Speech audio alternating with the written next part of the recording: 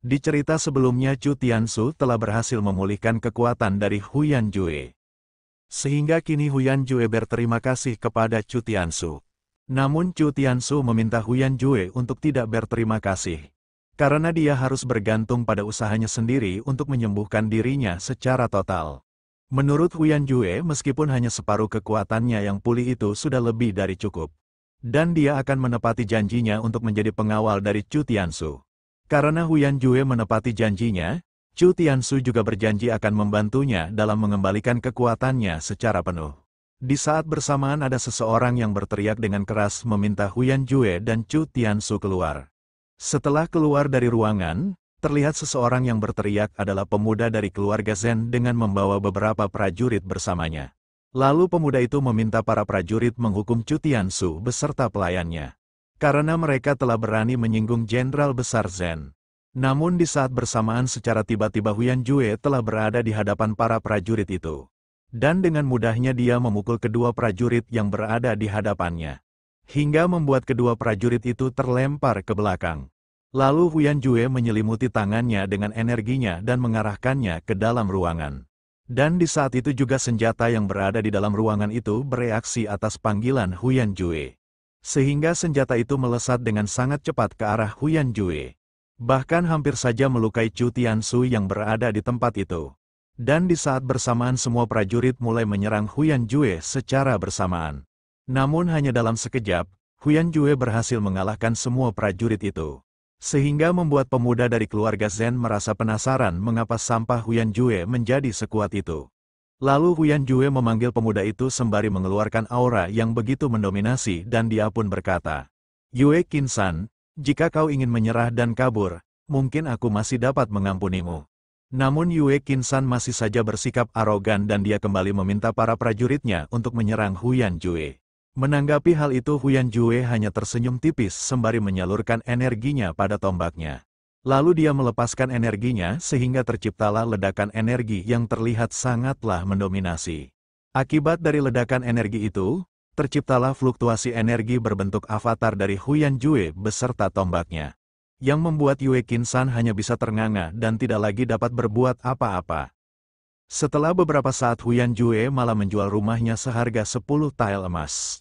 Sehingga Chu Tianzu bertanya apakah dia serius menjual rumahnya dengan harga semurah itu. Karena tempat itu adalah pusat kota, bahkan jika harganya 3.000 tael. Mungkin seseorang tetap akan membelinya, namun Huyan Jue berkata jika dia tidak lagi membutuhkan rumah dan uang. Karena mulai sekarang kemanapun Tuan Chu Tianzu pergi, dia akan mengikutinya. Lalu Chu Tianzu bertanya apakah Huyan Jue tidak memiliki penjelasan. Mendengar hal itu Huyan Jue berkata bahwa tidak ada penyesalan dalam dirinya. Sebab jika bukan karena Tuan Chu Tianzu, tidak mungkin kekuatannya dapat dipulihkan. Sembari tersenyum lepas Chu Tianzu berkata, "Kalau begitu aku akan sangat senang bila kau benar-benar akan mengikuti." Lalu mereka pun segera berlalu pergi meninggalkan tempat itu. Setelah beberapa saat, kini berada di dalam istana Tuan Putri. Terlihat telah banyak makanan lezat yang berada di atas meja. Dan kini Tuan Putri sedang menikmati hidangan itu. Tak berselang lama Chu Tianzu datang menghampiri Tuan Putri dengan keadaan yang lelah. Namun di saat akan duduk, pandangannya tertuju kepada sebuah surat undangan yang berada di atas meja. Lalu Chu Tianzu bertanya kepada Tuan Putri berasal dari manakah surat undangan itu. Namun Tuan Putri tidak menjawabnya, sehingga kini Chu Tianzu segera membuka surat undangan itu. Dan surat itu berisi tentang undangan untuk menikmati teh dan pemandangan di paviliun tepi danau. Ketika melihat pengirim dari surat undangan itu Chu Tianzu merasa cukup terkejut. Karena undangan itu berasal dari Sang Guanyan, sehingga dia bertanya-tanya apa yang sebenarnya diinginkan Sang Guanyan darinya. Setelah membaca surat itu Chu Tianzu bertanya kepada Tuan Putri kapan surat itu diberikan. Dan Tuan Putri menjawab surat itu datang pada sore hari.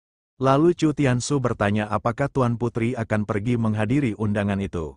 Tanpa berpikir panjang Tuan Putri berkata bahwa dia akan pergi. Karena dia ingin tahu apa yang sebenarnya Sang Guanyan inginkan. Namun Chu Tianzu menyarankan dengan berkata, bukankah sebaiknya kita tidak pergi? Untuk sekarang akan berbahaya jika kita keluar, dan Tuan Putri menjawabnya dengan berkata, ini adalah ibu kota kerajaan apa yang kau takutkan? Jika perlu bawalah banyak orang bersamamu, Lalu Chu Tiansu bertanya apakah Tuan Putri serius. Dan Tuan Putri malah meminta Chu Tiansu menghentikan omong kosongnya dan segera memakan makanannya. Karena Tuan Putri berniat akan pergi, Chu Tiansu berkata bahwa dia juga akan pergi bersamanya. Lalu dia bertanya apakah Tuan Putri memiliki buku teknik kultivasi. Dan Tuan Putri berkata bahwa dia tidak memilikinya. Tapi dia bisa meminta seseorang dari istana untuk mengirimkannya. Mengetahui hal itu Chu Tiansu merasa sangat senang. Karena dia ingin mencari tahu tentang buku teknik alkemis dan pemurnian senjata. Bahkan dia juga menginginkan teknik untuk menjinakkan binatang buas. Namun Tuan Putri malah terdiam dan menatapnya dengan aneh. Sehingga Chu Tiansu bertanya apa yang membuat Tuan Putri menatapnya seperti itu. Dan Tuan Putri menjawab dengan berkata, "Aku hanya tidak menyangka jika kau benar-benar tertarik dengan buku seperti itu. Jadi aku sedikit terkejut. Lalu bagaimana rencanamu tentang penjaga di istana Tuan Putri?" Misi utama dari para penjaga kerajaan adalah melindungi istana. Jadi tidak mungkin mereka akan berada di tempat ini sepanjang waktu. Dan saat ini Kaisar telah menarik para penjaga untuk beberapa hari. Dan Chu Tiansu menjawabnya dengan berkata, "Kita telah memiliki seekor serigala bersama kita. Jadi apa yang kita takutkan?" Mendengar jawaban Chu Tiansu, Tuan Putri merasa cukup terkejut, dan Chu Tiansu kembali berkata bahwa serigala yang dimaksud adalah hewan yang selalu bersama Tuan Putri. Dengan adanya dia di tempat ini, penyusup biasa tidak akan bisa memasuki tempat ini. Tapi jika penyusup itu memiliki kultivasi yang tinggi, berapa banyak penjaga pun hanya akan percuma, dan jika Tuan Putri mengkhawatirkan tentang keselamatannya, kita mungkin dapat hidup bersama. Mendengar hal itu Tuan Putri malah meminta Chu Tiansu untuk menghentikan omong kosongnya. Namun Chu Tiansu menjelaskan bahwa dia tidak seperti yang berada di dalam pikiran Tuan Putri. Karena menurut pengamatannya, mereka berdua tinggal cukup berjauhan. Jika ada seorang penyusup yang mengincarnya lagi, mungkin penyelamatannya tidak akan tepat waktu. Jadi lebih baik suamimu ini tinggal satu rumah denganmu. Dan jika perlu mereka berdua dapat tinggal satu kamar. Dengan hal itu suamimu ini dapat melindungi istrinya yang sangat cantik. Mendengar perkataan Chu Tiansu, Tuan Putri hanya bisa terkesima hingga membuat wajahnya menjadi merah merona. Dan ketika melihat respon dari Tuan Putri, Chu Tiansu berpikir bahwa Tuan Putri tidak akan tahan jika dia merayunya. Dengan dipenuhi rasa malu Tuan Putri meminta Chu Tiansu untuk menghentikan gombalannya. Lalu Chu Tiansu kembali berkata, "Perkara mencari penjaga tidak dapat diselesaikan hanya dalam 1 atau 2 hari. Dan di saat penjaga istana dipanggil kembali, keamanan tempat ini tidak lagi terjamin. Tapi selama kita tidur di satu kediaman yang sama, para penyusup itu tidak akan mungkin berani datang lagi." "Liu Yan, apakah kau setuju denganku?" teriak Chu Tiansu kepada Liu Yan yang saat ini berada di atas atap istana Tuan Putri. Mendengar teriakan dari Chu Tiansu, Liu Yan meminta Tuan Putri untuk mengizinkan Tuan Muda Chu tinggal di halaman yang sama dengannya. Agar mereka bisa saling menjaga, dan itu lebih baik daripada harus satu kamar. Selain itu saat dia kembali bertugas di istana utama, Tuan Muda Chu pasti bisa menggantikan puluhan pengawal kerajaan. Ketika mendengar perkataan Liu Yan, Chu Tiansu berpikir bahwa Liu Yan sangat membantunya kali ini. Dan dia harus berterima kasih kepadanya. Setelah itu Chu Tiansu kembali bertanya kepada Tuan Putri apakah dia tidak penasaran dengan teknik Taiji Chuan dan teknik berpedang miliknya. Menurutnya kedua teknik itu berada di tingkat yang tinggi. Bahkan di keluarga kerajaan teknik itu akan dianggap sebagai harta karun yang sangat berharga. Di saat kita tinggal bersama, kita dapat berlatih bersama demi kemajuan kultivasi kita berdua. Setelah mempertimbangkannya untuk beberapa saat, Tuan Putri menyetujui permintaan Chu Tiansu. Tapi ada beberapa syarat yang harus dipenuhi oleh Chu Tiansu. Dengan dipenuhi percaya diri Chu Tiansu berkata bahwa Tuan Putri dapat memberikannya puluhan syarat dan dia pasti akan memenuhinya. Lalu Tuan Putri meminta Chu Tiansu untuk mendengarkan syarat yang akan dia berikan. Untuk syarat pertama Tuan Putri tidak memperbolehkan Chu Tiansu memasuki kamarnya tanpa izin. Dan Chu Tiansu menerima syarat itu dengan penuh senang hati. Tapi untuk syarat kedua Tuan Putri berkata bahwa dia belum memikirkannya. Sehingga membuat Chu Tiansu merasa cukup terkejut ketika mendengarnya. Lalu untuk syarat ketiga Tuan Putri lebih dulu bertanya bukankah Chu Tiansu adalah sastrawan dan seorang pendekar pedang. Waktu itu kau membuatkan sebuah puisi untuk Pangeran Beyo. Lalu kau juga memberikan sebuah buku panduan berpedang untuk Sang Guanyan. Jadi untuk syarat ketiga aku memintamu untuk menulis sebuah puisi untukku. Jika kau tidak dapat memuaskanku, jangan harap kau bisa memasuki halamanku. Mendengar perkataan Tuan Putri, Chu Tiansu merasa bahwa Tuan Putri sebenarnya merasa cemburu. Setelah itu Chu Tiansu berkata, menulis puisi bukanlah masalah bagiku. Tapi bukankah kau pernah kubuatkan sebuah puisi? Namun menurut Tuan Putri puisi itu tidak membuatnya merasa puas. Lalu Tuan Putri bertanya apakah Chu Tiansu mau melakukannya. Jika tidak dia bisa keluar sekarang juga, tanpa berpikir panjang. Chu Tiansu segera meminta pelayannya untuk mengambilkannya sebuah kertas dan tinta. Karena dia ingin menuliskan sebuah kata-kata yang mendalam untuk Tuan Putri. Tak berselang lama pelayannya telah membawakan alat yang dibutuhkan oleh Chu Tiansu. Lalu Chu Tiansu segera mengambil sebuah alat tulis dan juga kertas. Dan dia pun memulai menulis kata-katanya di dalam kertas itu. Ketika mendengar kata yang diucapkan oleh Chu Tiansu, Tuan Putri merasa cukup terkagum karenanya, bahkan Chu Tiansu menulis kata-kata itu dengan mudahnya dibarengi dengan sebuah senyuman. Sehingga kini kata-kata itu telah menjadi sebuah kalimat yang berisi. Di dunia ini, kasih sayang akan menunjukkan kepada kita banyak hal. Entah itu tentang kehidupan ataupun kematian, dan ketika membaca kalimat itu, pelayan yang berada di sana merasa sangat tersentuh. Karena kalimat itu sangatlah indah, dan dia merasa pasti Tuan Putri akan menjadi sangat senang. Namun terlihat Tuan Putri hanya terdiam, terhanyut ke dalam kalimat yang diciptakan oleh Chu Tiansu. Sehingga kini Tuan Putri hanya bisa bergumam, setelah meninggal. Kami menikah dan hampir dikuburkan bersama, meskipun semuanya kembali seperti semula setelah aku tersadar. Baginya hal itu bukanlah sesuatu yang dapat dijalani dengan mudah. Meski begitu dia sama sekali tidak mengeluh. Belakangan ini kami berdua menikmati suka duka dan kebahagiaan bersama. Dan sekarang kami sudah resmi menjadi suami istri. Lalu bagaimana dengan bagian dari kehidupan dan kematian? Melihat Tuan Putri yang meresapi kalimat yang telah dia buat, Chu Tiansu merasa sangat senang karena dia merasa akan benar-benar mendapatkan hati Tuan Putri. Lalu dia mendekati Tuan Putri sembari berkata, "Bagaimana? Apalah istriku merasa puas?" Dan Tuan Putri berkata bahwa dia puas dengan kalimatnya. Sehingga kini membuat Chu Tiansu menjadi sangat bersemangat dan dia berniat untuk segera memindahkan barang-barangnya. Namun Tuan Putri lebih dulu menghentikannya karena dia memiliki syarat keempat. Mendengar hal itu Chu Tiansu berteriak mengatakan bahwa syarat kedua saja belum ada. Tapi mengapa malah ada syarat yang keempat, sembari menahan emosinya. Chu Tiansu meminta Tuan Putri mengatakan apa syarat keempatnya. Dan dengan serius Tuan Putri mengatakan bahwa syarat keempatnya adalah, mulai sekarang Chu Tiansu tidak diizinkan menulis puisi untuk gadis lain. Yang seketika itu membuat Chu Tiansu merasa cukup terkejut. Dan dia berpikir bahwa Tuan Putri ingin memonopoli dirinya. Melihat Chu Tiansu hanya diam sembari menatapnya, Tuan Putri bertanya dia setuju atau tidak. Dan Chu Tiansu berkata bahwa dia setuju. Lalu dia mencoba bertanya apa syarat kelima yang ingin diberikan oleh Tuan Putri. Namun Tuan Putri mengatakan bahwa dia belum memikirkannya.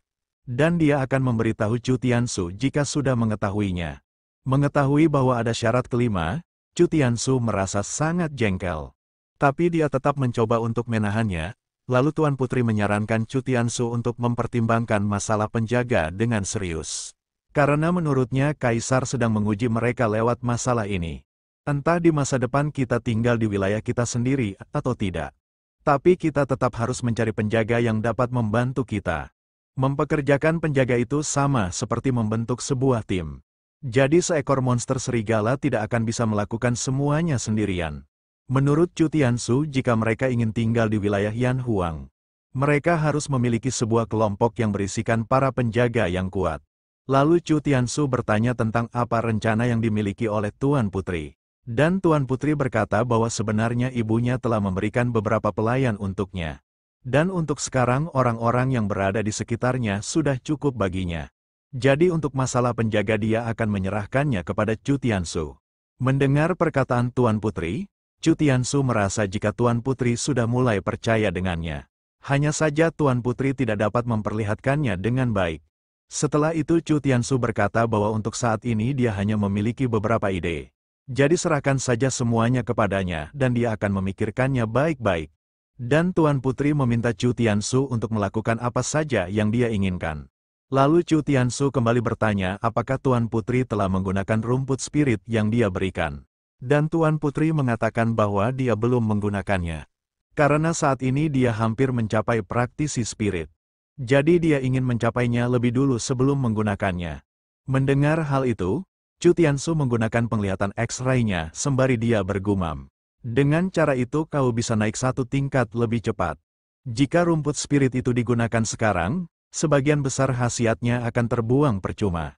Menurut yang aku lihat dia sudah memiliki lebih dari 90 benang spirit dalam tubuhnya. Jika dia berhasil mengumpulkan 100 benang spirit dan menguatkan dantiannya, aku yakin dia akan segera menembus praktisi spirit. Setelah itu Chu Tiansu berpamitan untuk mengambil barang-barangnya lebih dulu. Dan dia akan segera kembali. Lalu dia memerintahkan Qiu Yu dan Dong Yu untuk memindahkan barang mereka. Karena mulai sekarang mereka akan tinggal di halaman Tuan Putri. Mendengar kabar itu Qiu Yu dan Dong Yu merasa sangat senang karena Tuan Putri dan tuannya akan tinggal bersama. Namun Chu Tiansu mengatakan jika mereka hanya tinggal di satu halaman yang sama. Dan mulai sekarang mereka harus saling menjaga. Meskipun begitu Qiu Yu dan Dong Yu merasa sangat senang karena tuan mudanya menjadi lebih dekat dengan Tuan Putri. Dan Chu Tiansu hanya bisa tersenyum ketika menanggapinya. Mendengar perbincangan Chu Tiansu dan kedua pelayannya, Tuan Putri merasa malu sendiri, sehingga dia berteriak kepada Liu Yan untuk mengunci pintunya dan tidak membiarkan mereka masuk. Mendengar hal itu Liu Yan hanya bisa merasa jengkel sendiri. Meskipun begitu Chu Tiansu tetap dapat memasuki halaman istana Tuan Putri.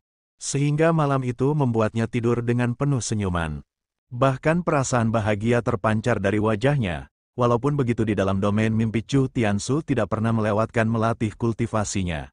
Agar dia dapat menambah benang spirit di tubuhnya, dia juga melatih teknik berpedangnya hingga membuatnya bertambah ahli dalam mengayunkan pedangnya. Hingga tak terasa malam telah terlewati dengan begitu cepat.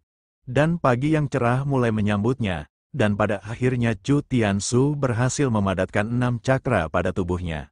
Dijelaskan bahwa kultivator spirit kultivasi utamanya berdasar dari pohon kehidupan. Benih spirit adalah akarnya, lilitan adalah pilarnya, dan benang adalah daunnya. Oleh karena itu teknik spirit yang diwujudkan setiap orang berbeda-beda. Liu Wentao adalah seorang ahli spirit, namun sebagian besar jalan lilitannya sudah terpotong. Karena itulah energi spirit yang bocor tidak dapat diwujudkan dalam teknik dari seorang ahli spirit. Tapi Chu Tiansu berbeda, dia memiliki 6 lilitan energi spirit. Berarti dia sudah menjadi seorang praktisi spirit di tingkat ke-6. Merasakan energi di dalam tubuhnya Chu Tiansu merasa cukup senang karena perkembangan kultivasinya sangat stabil. Dan dia merasa bahwa dia akan semakin dekat dengan seorang ahli spirit. Setelah beberapa saat berlalu, kini berpindah di depan halaman Tuan Putri. Terlihat Chu Tiansu sedang berbincang dengan Huyan Jue dan juga Liu Wentao. Lalu dia menanyakan bagaimana mereka berdua bisa terluka. Kemudian Huyan Jue mulai menceritakannya dengan berkata, "Dulu aku terluka karena serangan dari seekor monster saat kota sedang dihancurkan. Bagaimana aku bisa selamat adalah sebuah keberuntungan yang tidak dapat diungkapkan. Tapi luka mental lebih sulit disembuhkan daripada luka fisik. Bahkan tubuhku telah dikutuk oleh monster itu. Aku sudah mencoba berkultivasi selama 3 tahun. Tapi sama sekali tidak ada peningkatan sama sekali. Kalau Tuan Muda tidak membantuku 2 hari yang lalu, mungkin aku akan hidup menyedihkan selama sisa hidupku." Kemudian kini giliran Liu Wentao yang menceritakan tentang dirinya yang bertemu dengan musuh yang tidak mungkin dia kalahkan. Jadi dia meminum pil terlarang dan secara paksa menggunakan teknik ahli spirit. Meskipun pada akhirnya dia berhasil mengalahkannya. Tapi meridiannya terluka sehingga membuatnya tidak lagi dapat berkultivasi. Dan yang tersisa hanyalah benih spirit di dalam tubuhnya. Bahkan kebanyakan dari vitalitasnya habis karena pertarungan itu. Sebab itulah dia menua dengan sangat cepat, dan kini dia hanya bisa meratapi nasibnya sebagai orang tua yang tidak berguna. Setelah mendengar cerita dari kedua orang itu, Chu Tiansu bergumam. Kesulitan menyembuhkan luka Huyan Jue terletak pada kutukannya. Saat ini aku belum menemukan petunjuk, tapi kasus Li Wentao berbeda. Dia adalah seorang ahli spirit tapi meridiannya hancur. Dan yang tersisa hanyalah benih spirit kosong yang tidak berguna. Tapi apakah di dunia ini ada metode untuk memperbaiki meridian? Yang pasti akupuntur dan pengobatan normal tidak akan bisa. Tapi bagaimana dengan energi di dalam domain mimpi? Karena kondisi kesehatanku yang buruk, aku tidak bisa menyerap energi langsung ke dalam tubuhku. Tapi Liu Wentao adalah seorang ahli spirit sebelumnya. Mungkin saja dia bisa menahannya, tapi untuk Huyan Jue, apakah tidak ada kesempatan untuk menyerap energi spirit? Dulu aku tidak memiliki bakat kultivasi, namun dengan metode dari sistem aku bisa mudah membalikkan situasiku. Jadi apakah aku bisa menggunakan metode sistem dengan memberikan energi spiritku ke orang lain? Lalu Chu Tiansu bertanya ke Huyan Jue apakah mencapai puncak penempaan tubuh tingkat ke-9 adalah titik terakhir. Dan apa tidak ada kemungkinan untuk seorang kultivator penempaan tubuh untuk mencapai level yang lebih tinggi? Menurut yang Huyan Jue tahu, penempaan tubuh tingkat ke-9 adalah yang tertinggi dari kultivator seni bela diri. Tapi dengan mengandalkan metode lain, efektivitas pertempuran dapat ditingkatkan ke level yang lebih tinggi. Sebagai contoh, seseorang yang memiliki garis keturunan khusus seperti Pangeran Hu Buhui. Jika dia mencapai puncak dari tingkat ke-9 dan mengaktifkan keturunan khusunya, atau dengan menggunakan senjata tingkat tinggi, efektivitas bertarungnya bahkan bisa sebanding dengan seorang ahli mistik. Meskipun begitu banyak sekali batasan yang mengikatnya, bahkan kekuatan dari garis keturunan tidak bisa diaktifkan setiap saat. Karena tubuh dari manusia biasa tidak akan bisa menahannya. Di saat bersamaan Liu Wentao berkata bahwa dia memiliki pendapat yang berbeda. Lalu dia menjelaskan bahwa menurut fakta, meskipun tidak berhasil melakukan terobosan dalam kultivasi, pada akhirnya kau harus memulai jalur dari kultivasi spirit. Aku tidak bilang memurnikan tubuh dengan seni bela diri itu buruk. Tapi kau akan mengetahui perbedaannya jika kau sudah menjadi seorang ahli spirit. Mendengar hal itu Chu Tiansu bergumam bahwa perbedaan dari ahli mistik dan seniman bela diri di alam yang sama tidak dapat dibandingkan sama sekali. Dan dia berpikir bahwa dia hanya bisa menguji metode yang dia pikirkan melalui Liu Wentao. Karena meskipun meridiannya terluka, tapi garis keturunannya tidak mengalami luka serius. Jika dia bisa menggunakan metode dari sistem dan memandu tubuhnya, mungkinkah dia dapat membantu menyembuhkan meridian dari Liu Wentao? Setelah itu Chu Tiansu meminta Huyan Jue untuk pergi lebih dulu. Karena dia akan merawat Liu Wentao, dan Huyan Jue mematuhi perintah dari Chu Tiansu dan berjalan pergi meninggalkan tempat itu. Setelah kepergian Huyan Jue, Chu Tiansu bertanya kepada Liu Wentao tentang apa yang akan Liu Wentao lakukan jika dia berhasil menyembuhkannya. Dan Liu Wentao berkata bahwa dia akan mengikutinya selama sisa hidupnya dan tidak akan pernah mengkhianatinya. Lalu Chu Tiansu lebih dulu meminta Liu Wentao menceritakan hubungannya dengan ayahnya. Dan dia juga bertanya apakah mereka memiliki masalah. Dan Liu Wentao berkata bahwa tidak ada masalah di antara mereka. Dan dia merupakan jenderal biasa yang berada di bawah ayah dari Chu Tiansu. Tapi tanpa sengaja dia masuk ke dalam gudang senjata. Dia tidak tahu jika area itu merupakan area terlarang.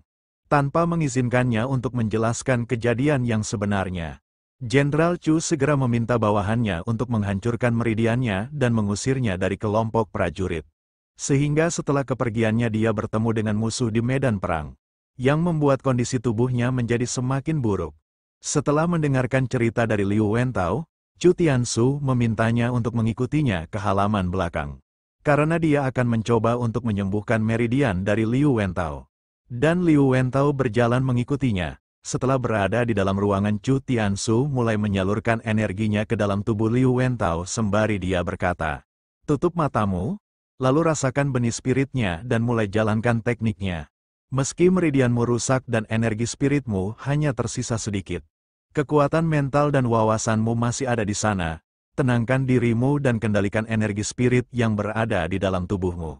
Tuntun energi milikku menuju meridianmu." Setelah meredakan energi Chu Tiansu yang mulai menekan tubuhnya, Liu Wentao merasa cukup terkejut sehingga membuatnya bergumam.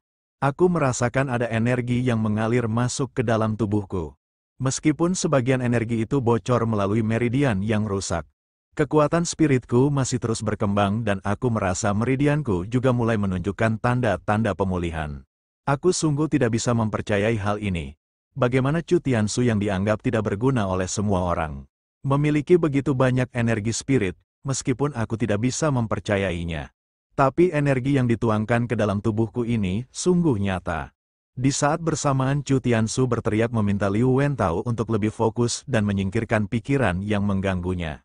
Dan di saat itu juga ledakan energi terjadi di dalam tubuh Liu Wentao. Hingga membuat tubuhnya seperti telah dilahirkan kembali. Dan dengan sangat terkejut dia berkata, ini sungguh berhasil. Meridianku yang rusak telah berhasil diperbaiki sebesar 80%. Dengan ini aku percaya bahwa di masa depan aku akan dapat memulihkan kekuatanku sepenuhnya. Kemudian Liu Wentao segera berlutut di hadapan Chu Tianzu yang terlihat kelelahan. Sembari dia berkata, saya ucapkan terima kasih kepada Tuan Muda Chu Tianzu. Aku berjanji kepada dewa, di dalam kehidupan ini, aku akan melayani Tuan Muda Chu Tianzu dan tidak akan pernah berkhianat. Jika aku melanggar, aku bersedia dikutuk oleh langit dan bumi. Melihat hal itu Chu Tianzu meminta Liu Wentao tidak perlu melakukan hal itu. Namun Liu Wentao tetap berlutut karena hanya untuk memberikannya kehidupan baru. Tuan Muda Chu Tianzu rela mengorbankan kultivasinya. Jadi dia harus membalasnya dengan seluruh hidupnya. Mendengar perkataan Liu Wentao, Chu Tianzu merasa cukup terkejut karena dia tidak menyangka jika Liu Wentao berpikir bahwa dia telah mengorbankan kultivasinya untuk membantunya. Kemudian Chu Tianzu segera meminta Liu Wentao untuk bangun. Karena ada sesuatu yang ingin dia beritahukan kepadanya. Setelah itu Chu Tianzu menjelaskan bahwa hubungannya dengan keluarga Chu sedang tidak baik-baik saja. Ibu dan kakak pertamaku bahkan mengharapkan aku meninggal. Sedangkan ayahku sama sekali tidak memperdulikanku. Aku bertahan sampai hari ini karena kesabaranku. Lalu Liu Wentao bertanya apakah karena hal itu Tuan Muda Chu Tianzu tidak pernah menunjukkan kemampuannya. Karena dengan semua orang menganggapmu tidak berguna. Ibumu tidak akan mencoba untuk menghilangkanmu. Mendengar perkataan Liu Wentao. Dengan sedikit ragu Chu Tianzu membenarkan hal itu. Namun di dalam benaknya dia bergumam, sebenarnya aku adalah orang dari dunia lain. Meskipun aku mengatakannya kau pasti tidak akan mempercayainya. Lalu Liu Wentao kembali berkata, aku tahu semua itu tidak mudah bagi Tuan Muda Chu Tianzu. Bahkan sekarang kau rela menyia-nyiakan kultivasimu hanya untuk seorang pelayan rendahan sepertiku. Di saat bersamaan Chu Tianzu meminta Liu Wentao tidak terlalu memikirkan hal itu. Karena kultivasinya sebentar lagi juga akan pulih. Dan hal terpenting saat ini adalah aku membutuhkan seorang kultivator kuat yang berada di sampingku. Karena aku akan memerintah wilayah yang luas di masa depan, dan aku mungkin tidak bisa melakukannya tanpamu. Mendengar hal itu Liu Wentao hanya bisa bergumam, tidak heran dia bekerja keras untuk merekrut orang berbakat, ternyata dia sedang mempersiapkan pembentukan wilayah baru, beralih di luar istana Tuan Putri. Terlihat ada beberapa penyusup yang telah bersiap, lalu pemimpin dari para penyusup itu berkata, angin malam ini sangatlah sejuk, jadi mari selesaikan ini dengan cepat.